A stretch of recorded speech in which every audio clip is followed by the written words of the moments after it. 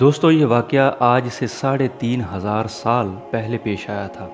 فرعون کے ڈوب کر مرنے کے بعد سمندر نے اس کی لاش کو اللہ تعالیٰ کے حکم سے باہر پھینک دیا، جبکہ باقی لشکر کا کوئی نام و نشان نہ ملا۔ مصریوں میں سے کسی شخص نے ساحل پر پڑی اس کی لاش پہچان کر اہل دربار کو بتایا۔ فرعون کی لاش کو محل پہنچایا گیا۔ درباریوں نے مسالے لگا کر اسے پوری شان اور احترام سے تابوت میں رکھ کر محفوظ کر دیا۔ حنوط کرنے کے عمل کے دوران ان سے ایک غلطی ہو گئی تھی۔ فرعون کیونکہ سمندر میں ڈوب کر مرا تھا اور مرنے کے بعد کچھ عرصہ تک پانی میں رہنے کی وجہ سے اس کے جسم پر سمندری نمکیات کی ایک تہ جمی رہ گئی تھی۔ مصریوں نے اس کی لاش پر نمکیات کی وہ تہ اسی طرح رہنے دی اور اسے اسی طرح حنوط کر دیا۔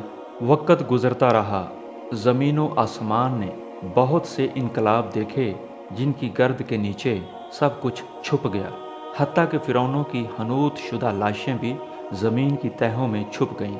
ان کے نام صرف کتابوں، ان کی تعمیرات اور لوگوں کے ذہنوں میں رہ گئے۔ اس واقعے کے 2000 سال بعد اس دنیا میں اللہ کے آخری نبی، آخری رسول حضرت محمد مصطفیٰ صلی اللہ علیہ وآلہ وسلم تشریف لائے۔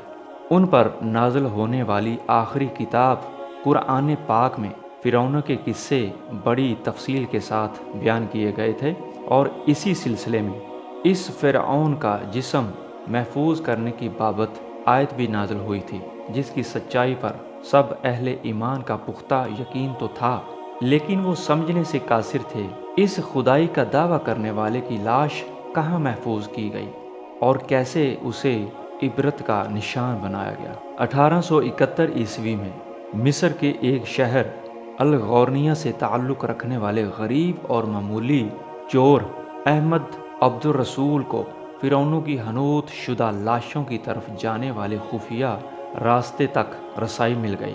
احمد عبد الرسول نوادرات چوری کر کے بیچا کرتا تھا۔ ایک دن وہ دریائے نیل کے کنارے کے قریب تبیسا کے مقام پر اسی سلسلے میں پھر رہا تھا جب اسے ایک خفیہ راستے کا پتہ چلا۔ وہاں وہ نوادرات کی چوری کے لیے جگہ کھود رہا تھا کہ اسی دوران اسے کچھ لوگوں نے پکڑ لیا اور پولیس کے حوالے کر دیا۔ وہ جس جگہ کو کھود رہا تھا وہاں سے ملنے والے راستے کی جب مسلسل کھدائی کی گئی، 1891 عیسوی کو دوسری ممیوں کی طرح اسی غرق ہونے والے فرعون کی لاش بھی مل گئی۔ اس کے کفن پر سینے کے مقام پر اس کا نام لکھا ہوا تھا۔ ان ممیوں کو ماہرین قاہرہ لے گئے۔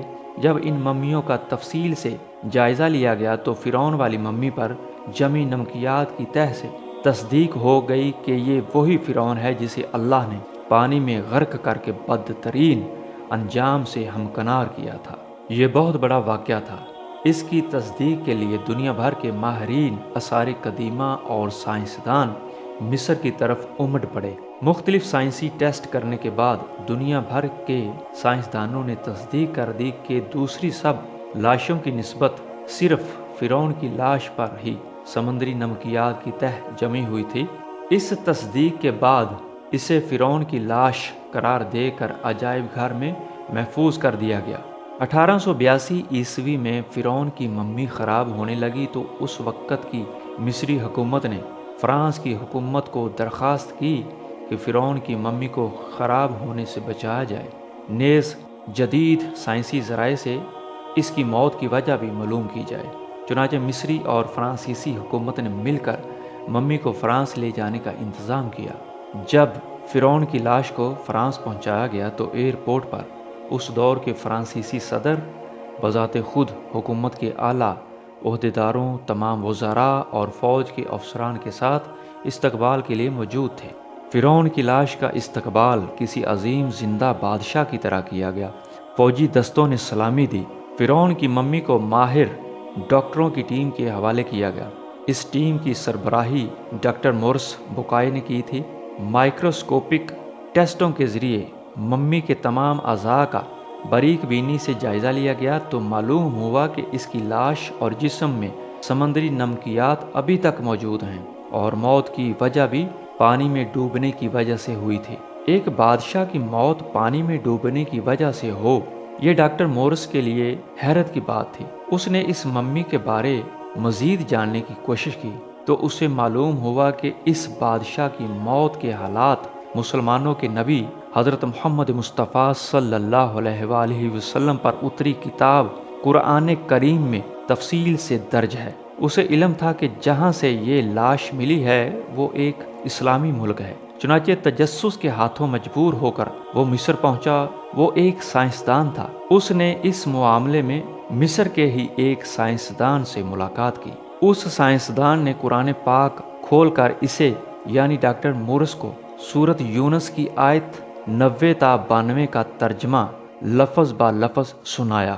فرعون کا خدائی کا دعویٰ، اس کا پانی میں ڈوب کر مرنا اور پھر پانی سے نکال کر اس کی لاش کا حنوط ہو جانا اور پھر دوبارہ لاش کا ملنا اور پھر اس کی لاش کو جدید سائنسی دور میں دوبارہ محفوظ کیا جانا، سب کا اشارہ ایک جانب تھا اور بہت واضح تھا، اللہ تعالیٰ جل شانہ کے اس فرمان کی طرف کہ میں تجھے بعد میں آنے والوں کے لیے عبرت کا نشان بنا دوں گا۔ فرعون کی لاش ایسے محفوظ کر کے دنیا کے سامنے لا کر رکھ دی گئی کہ انٹرنیٹ کی ایک کلک پر، رسائل و جرائد پر، ٹی وی چینلز پر اور عجائب گھر میں اربوں انسانوں کی آنکھوں کے سامنے کریہا اور پچکی قابل ترس حالت میں موجود ہے۔ عبرت کے لیے، سوچنے کے لیے کہ عبادت کے لائق اور ہمیشہ رہنے والا وہی ہے جو سب کا خالق، مالک اور رازق ہے، یعنی اللہ تعالیٰ جل جلالہ۔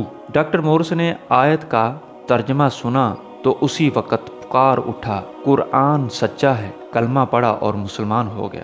تو دوستو، اس کہانی سے ہمیں یہ عبرت حاصل ہوتی ہے اور یہ سبق ملتا ہے کہ اللہ تعالیٰ جل شانہ کی وحدہ لا شریک ذات ہی عبادت کے لائق ہے اور وہی سچا خالق، مالک اور وحدہ لا شریک رب ہے۔ اس کے علاوہ جس نے بھی اس دنیا میں خدائی کا دعویٰ کیا وہ ذلیل و خوار ہو کر مرا اور قیامت تک کے لیے عبرت کا نشان بنا۔ دعا ہے کہ اللہ تعالیٰ جل جلالہ ہمیں اپنی عبادت کرنے کی توفیق عطا فرمائے اور ہمیشہ اپنی بارگاہ میں عاجزی اور انکساری کے ساتھ جھکا رہنے کی توفیق عطا فرمائے۔ ملتے ہیں پھر کسی نئی ویڈیو کے ساتھ۔ اپنے دوست محمد شفیع کو اجازت دیجیے۔ اللہ حافظ۔